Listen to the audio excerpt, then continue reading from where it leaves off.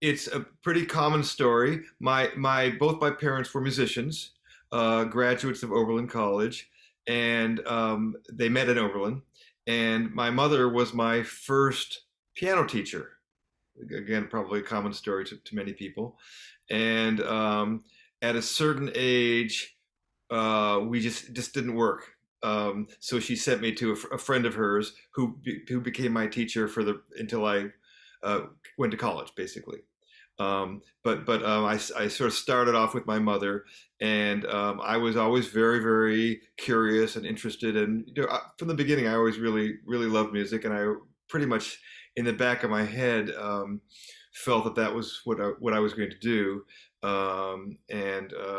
With various ups and downs as we have in our lives, that was the path that I took, and I ended up going to applying to the conservatory, NEC. So I got a call from my wonderful teacher Veronica Yoakum, who had met me in a music festival when I was 15, and asked if I would be interested in coming to the conservatory. So I applied and I got in and continued to study with Veronica and many other wonderful teachers with chamber music. Victor Rosenbaum and Leonard Scher studied piano later on, and Russell Sherman studied piano through the various degrees programs that I managed to matriculate in at NEC. So that happened over the course of time.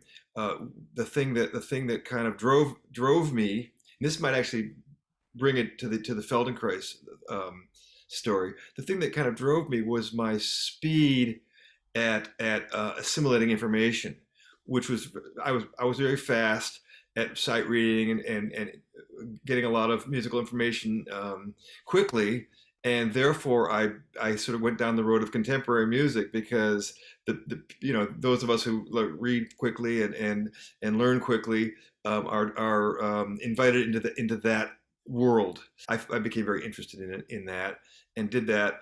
But the issue is, as if you learn things too fast, or if you learn things without thinking about your surroundings, you might endanger yourself physically.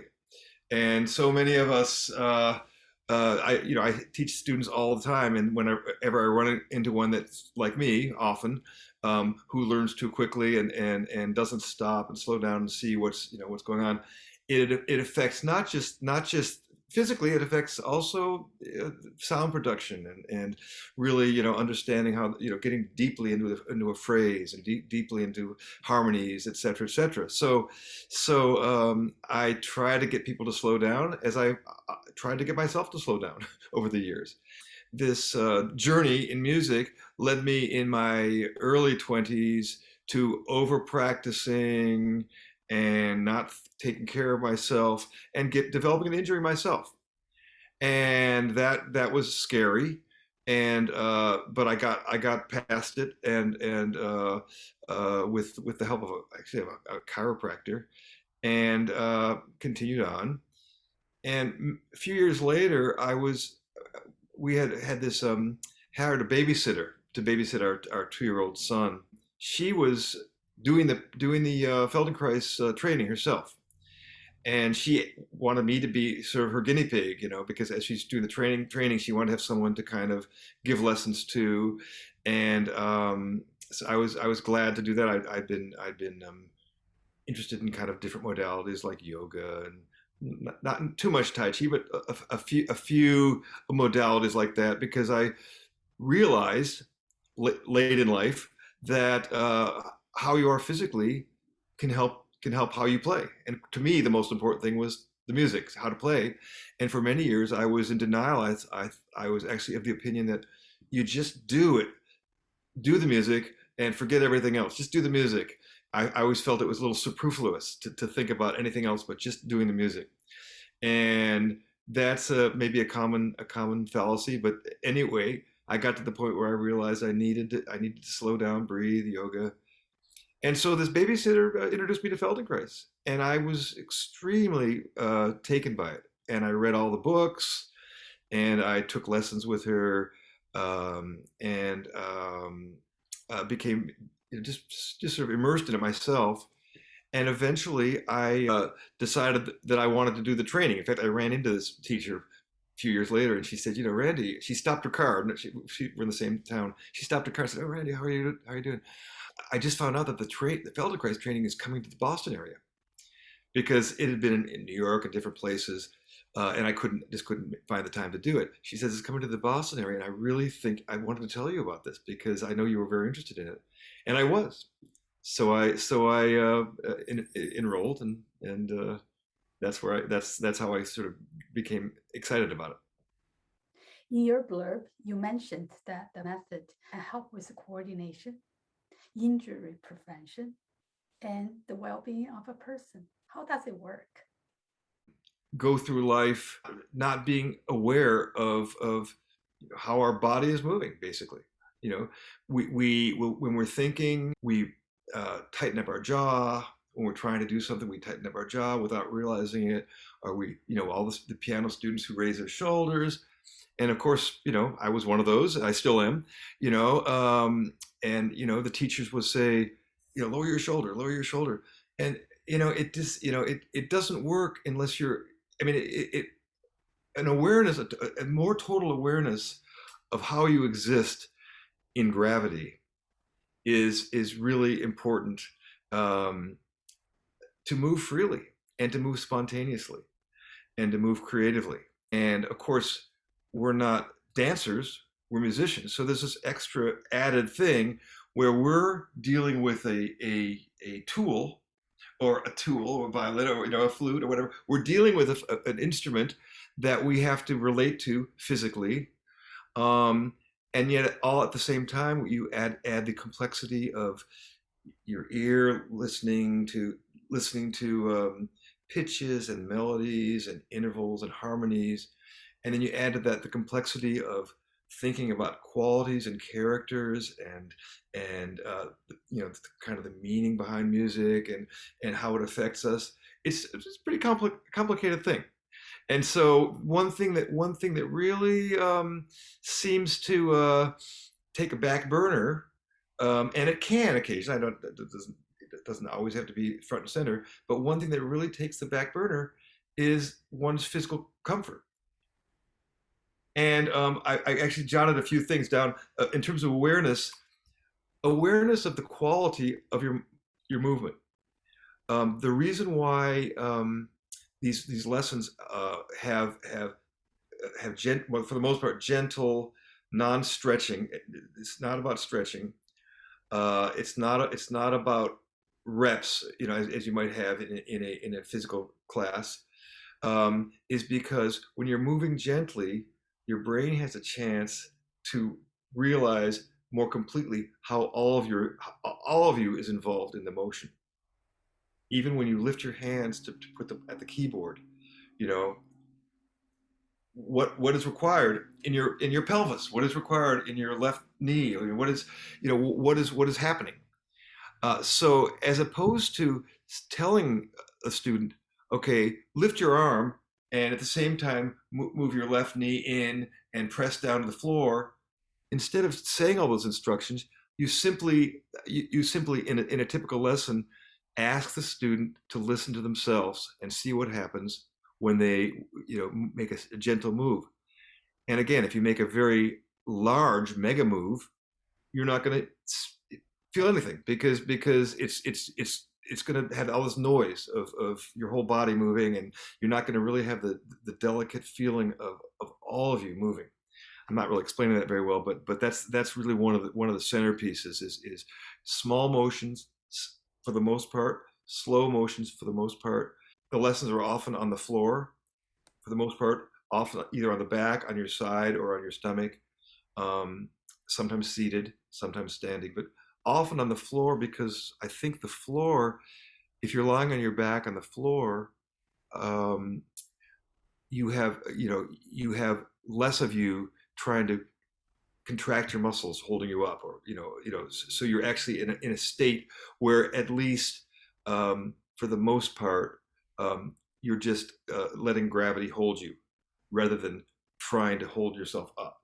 As sometimes I tell people, I've read in some of these books, when you're standing, Your ankles are we don't even realize it. It's background. Your ankles are holding you up.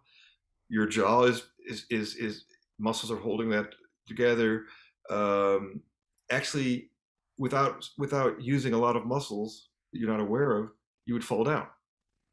So that's, I think, what the reason why a lot of the lessons are on the ground, to just sort of reduce that noise.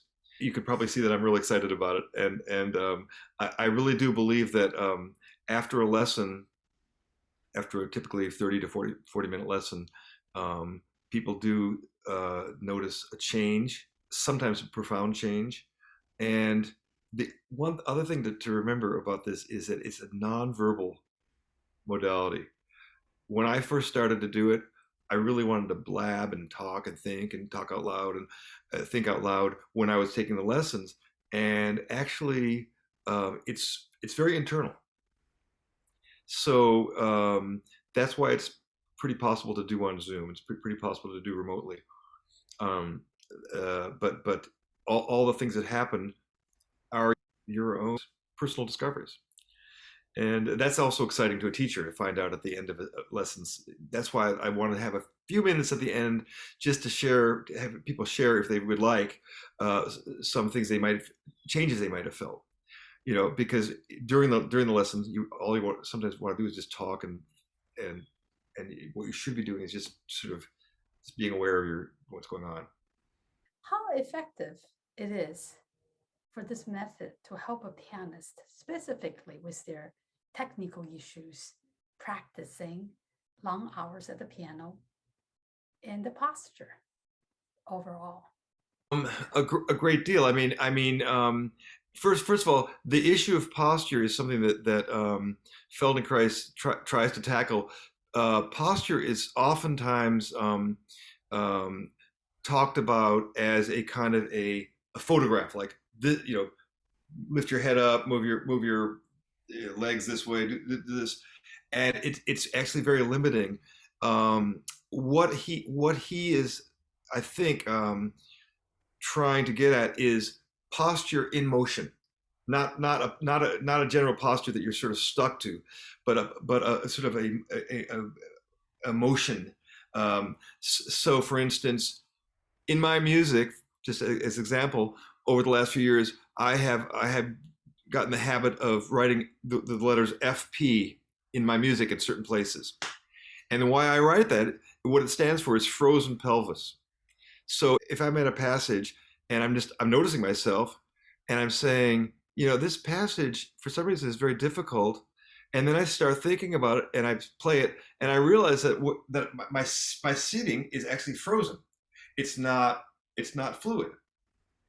And just by coming to the realization that that's a place to watch out for, frees up the rest of me, because I think the problem with a very difficult technical challenge is that we sort of focus almost on the wrong thing. We maybe focus on our wrist or our fingers or anything. We focus on one thing, and if the focus can be extended or to the whole body, sometimes that can actually correct the problem.